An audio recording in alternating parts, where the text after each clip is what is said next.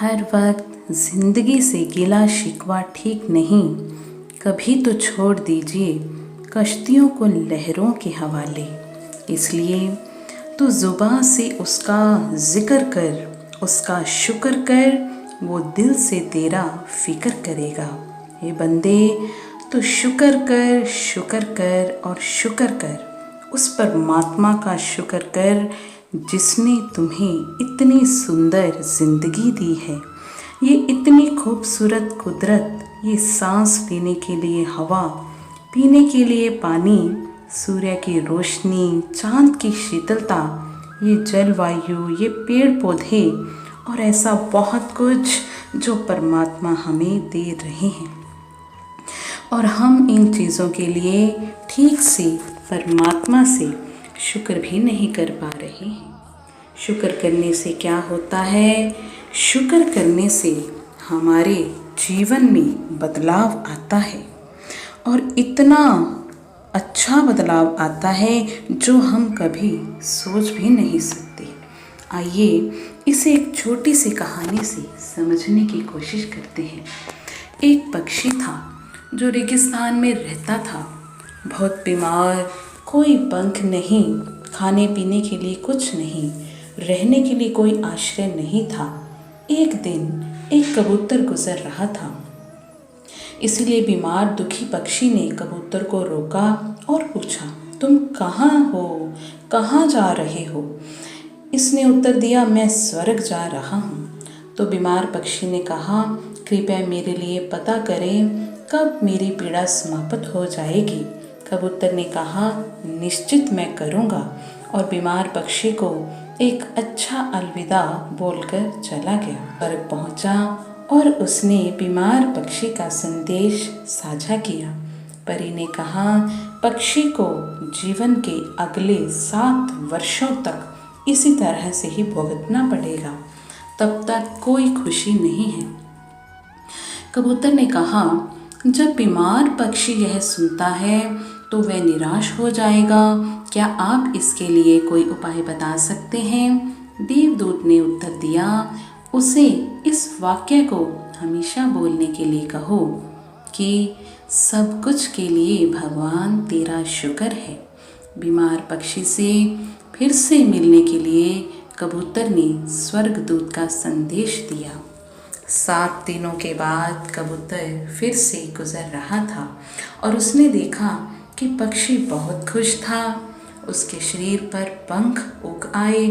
एक छोटा सा पौधा रेगिस्तानी इलाके में बड़ा हुआ।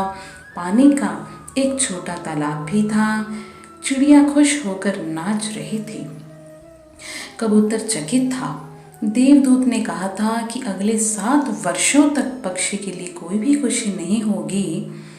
इस सवाल को ध्यान में रखते हुए कबूतर स्वर्ग के द्वार पर देवदूत से को अपनी क्वेरी दी। पूछा। देवदूत ने उत्तर दिया, हाँ, यह सच है कि पक्षी के लिए 7 साल तक कोई खुशी नहीं थी, लेकिन क्योंकि पक्षी हर स्थिति में सब कुछ के लिए भगवान तेरा शुक्र है बोल रहा था और भगवान का शुक्र कर रहा था, इस कारण उसका जीवन बदल गया।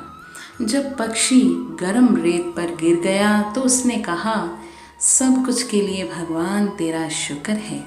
जब यह उड़ नहीं सकता था तो उसने कहा, सब कुछ के लिए भगवान तेरा शुक्र है। जब उसे प्यास लगी और आसपास पानी नहीं था तो उसने कहा, सब कुछ के लिए भगवान। जो भी स्थिति है, पक्षी दोहराता रहा, सब कुछ के लिए भगवान तेरा शुक्र है। और इसीलिए 7 साल 7 दिनों में समाप्त हो गए।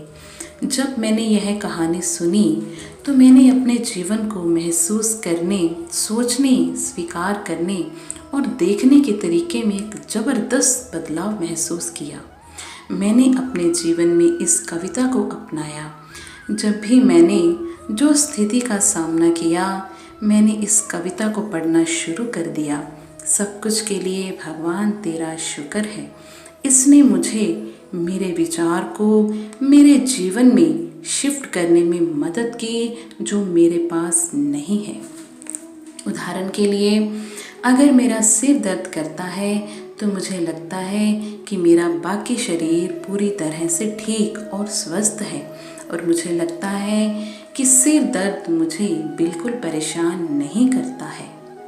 इस संदेश को आपके साथ शेयर करने से मुझे ये लगता है कि आपके जीवन में भी बहुत बदलाव आ जाएगा। ये एटीट्यूड ऑफ ग्रैटिट्यूड यानी कि शुक्रिया का आभार के फल की शक्ति है। ये हमारे जीवन को नया रूप दे सकती है।